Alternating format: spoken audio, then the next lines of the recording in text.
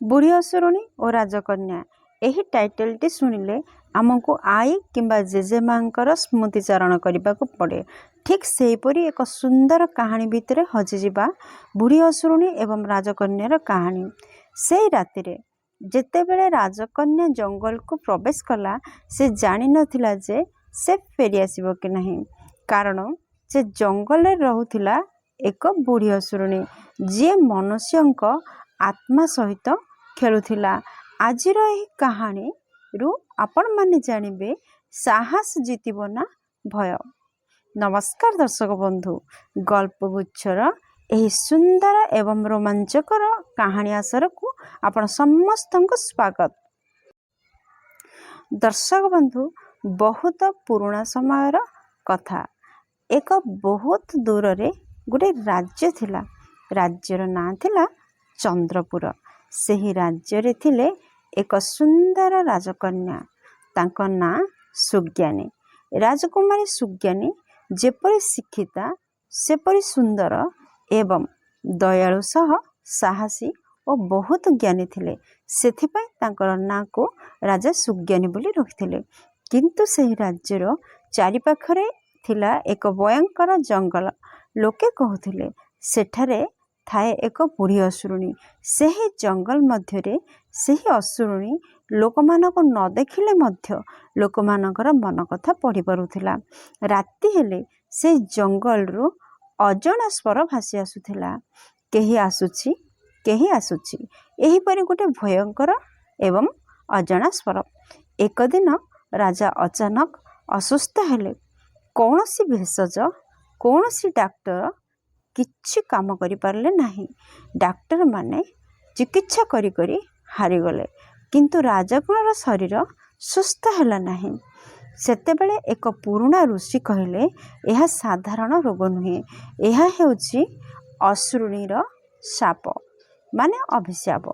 ऋषि कहले राजा को बंचेवा पाई जंगल मध्यरे थिबा एक अंधकार कुंडरू एक दिव्य फूल आनिबाको पड़िबो, ताहेले राजांकर शरीर सुस्थ हो पारिबो। किंतु सेठाको जे जाइछि से आउ केबे फेरी नाही। समस्ते भयभीत हेले, किंतु राजकन्या सुज्ञानी कहले मु जीवी, मो पिता को बंचाइबे। रातिरे से एका जंगल भीतर को प्रवेश कले। गोटिए पटे बापांकर सुस्थता एवं अन्य पटे अंधार एवं निज शरीरर भय। चारि दिगरे अंधकार, पवन हु हु करुछि। हठात तांका पछरु एक धीर स्वर, राजकन्या तुमे एठाको काहेकि आसीछ? राजकन्या घूरी देखिले एक बुढ़ी महिला सेठी ठिया हुई अछि, किंतु तांका आखि लाल लाल अग्नि भरी जळुछि। से बुढ़ी हेउछंती सेही असुरुणी। से हसी कहला, तुमे तुम पिता को बंचाइबा को आसीछ, किंतु एहार दाम तुमको दबाको पड़िबो। राजकन्या पचारिले कौन दाम? दाम कौन? असुरुणी हसिला, तुमर आत्मा। जंगलर आउ अधिक अंधार होइगला एवं राजकन्या भय कले नाही। से धीरे धीरे कहले, तुमे एमिति काहेकि करूछ? असुरुणी किछि मुहूर्त चुप होई रहिला। तापरे असुरुणीर आखिरे लुह आसीगला। से कहले, एक समय रे मु मध्य जणे राजकन्या थिली।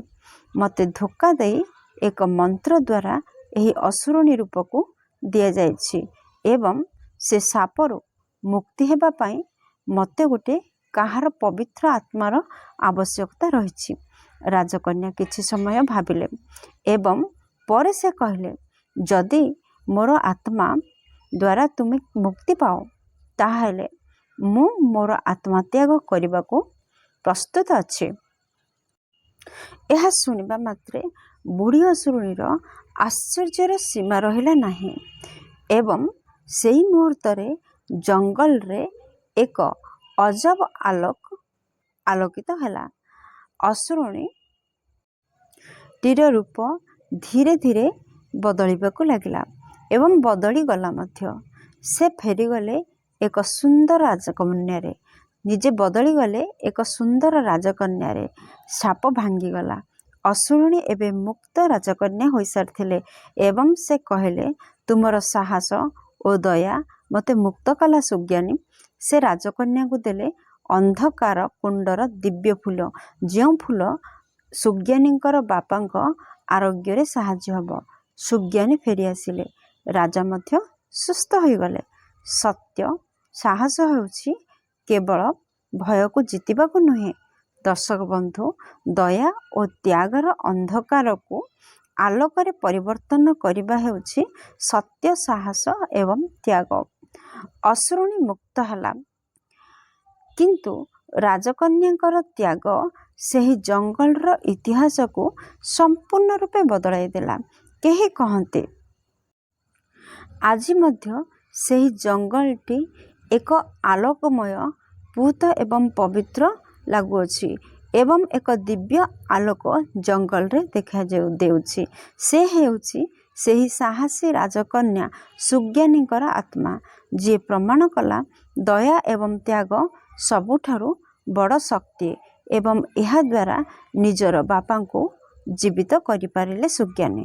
ଦର୍ଶକ ବନ୍ଧୁ, ଭିଡ଼ିଓଟି ଯଦି ଆପଣଙ୍କର ପସନ୍ଦ ହୋଇଛି ତାହେଲେ ନିହାତି ଭାବରେ ଭିଡ଼ିଓଟିକୁ ଗୋଟିଏ ଲାଇକ୍ କରିଦିଅନ୍ତୁ, ସାଙ୍ଗମାନଙ୍କ ସହିତ ଯଥେଷ୍ଟ ପରିମାଣରେ ସେୟାର କରନ୍ତୁ, ଚ୍ୟାନେଲରେ ନୂଆ ଥିଲେ ନିହାତି ସବସ୍କ୍ରାଇବ୍ କରନ୍ତୁ। ଯଦି ଆପଣ ଫେସବୁକ୍ ପେଜରୁ ଦେଖୁଛନ୍ତି ତାହେଲେ ପେଜଟିକୁ ଫଲୋ କରନ୍ତୁ। ଦର୍ଶକ ବନ୍ଧୁ, ଭିଡ଼ିଓଟିକୁ ଏପର୍ଯ୍ୟନ୍ତ ଦେଖିଥିବାରୁ ଆପଣଙ୍କୁ ଅଶେଷ ଧନ୍ୟବାଦ। ପୁଣି ଦେଖାହେବ ଗଳ୍ପଗୁଚ୍ଛର ଅନ୍ୟ ଏକ ନୂଆ ଭିଡ଼ିଓରେ। ସେହି ପର୍ଯ୍ୟନ୍ତ ଜୟ ଜଗନ୍ନାଥ।